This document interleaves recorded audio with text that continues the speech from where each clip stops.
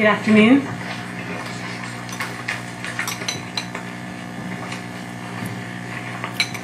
So I'm here to talk, to share with you guys about the Agape Center, which is an organization that serves the needs of people in Cornwall and area. We did a little bit of change in the past 2 years, and I just want to share with you some of our services, our mission, and our vision. And then I want to talk to you about the issues that we are seeing at the Agape Center, and then conclude with why I believe that you should be funding our application. So our mission at the Agape Center is really, we distribute food and basic resources to people in need. Our vision is to create a community where food is the foundation and eating well is the first step. We truly believe that everyone deserves a respect, compassion, and to be treated fairly, dignified, and have treated well in a well-adjusted manner. Our organization is committed to ensuring that all the generous donations of money, food, clothing, and household items received from our community is distributed responsibly. So what do? We have several services at the Agape Center. We have a soup kitchen, which provides one hot meal a day for $1. And in this meal, we have a main dish, a side dish, tea, coffee, and dessert. So we last year served over 35,000 meals in a year. 14,000 of those meals were provided free of charge through the Agape Center. We are open 363 days a year, and we provide on average 100 meals a day. We have 4 part-time staff in our soup kitchen, and we operate also with 5 to 7 volunteers on a daily basis. So what does this mean? This means 18,000 volunteer hours a year just in our soup kitchen. We have a food bank that provides free groceries to people in need or in crisis. Each individual is assessed, and those who qualify are given a minimum of 3 days worth of groceries. What this means to the Agape Center is that we hand out between 800 to 900 food items a day. On a monthly basis, we hand out 17,000 food items. Last year alone, we gave out 165,000 food bank meals, and we're open 5 days a week. There's 1 staff operating our food bank, and we have 4 volunteers on average daily. So our volunteers are providing the reception, food bank stocking, packing of the groceries, and this equates to about 9,000 hours, volunteer hours a year. Our food bank is currently providing over 1,000 people a month. So we are providing assistance to over 1,000 Cornwall residents with groceries on a monthly basis, and 38% of these people are children in need in this community. People who come to our food bank need to fall under our financial eligibility guidelines. And so we compare individuals' incomes with what we use called LICO. And LICO is Stats Canada low income cutoffs. So if they do not meet our criteria, we cannot serve them. For instance, if a person has a monthly income of $1,585 a month or more, they're unable to use the food bank. If 3 people have gross monthly income of $2,426 or more, they're unable to use our food bank. So we are following the LICO criteria. At the Agape Center, we are also providing necessities to people in need, things like clothing, household items, furniture, home startup kits, and we also do an assessment with these people. So if they're in need, they can come to us and we can provide them with clothing allowance 4 times a year, $20. So those are the Agape services. And I want to state that they are different than our thrift store, which is open 6 days a week. Our thrift store is a very important resource for us because that provides us with 48% of our revenue. It's open 6 days a week. We are staffed by 9 employees, full-time and part-time, and we have on average 260 volunteer hours on a weekly basis. Our store is for everyone, and the sales are highly dependent on the donations that we receive from the community. So how are we funded? Basically, our operating costs at the Agape Center cost between $800,000 to $840,000 a year. As I mentioned, 40% of our revenue comes from our thrift store. 21% of our revenue comes from the public through donations and contributions.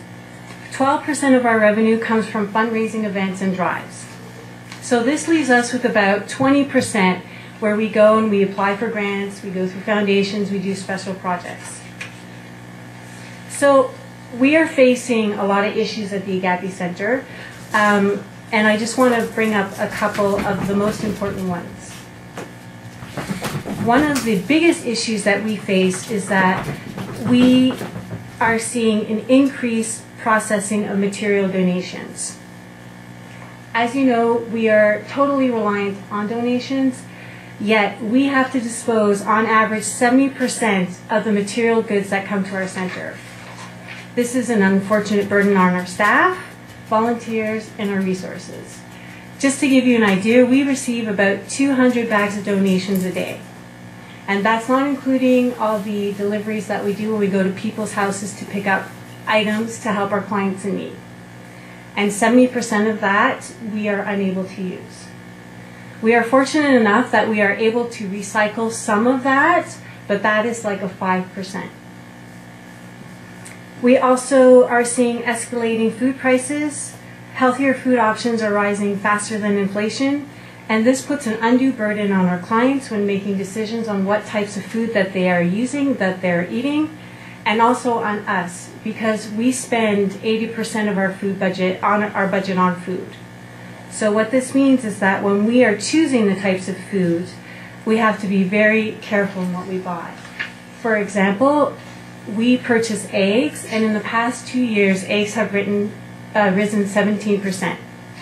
Yet things like hot dogs have decreased by 13%, which is something we do not provide in our food bank.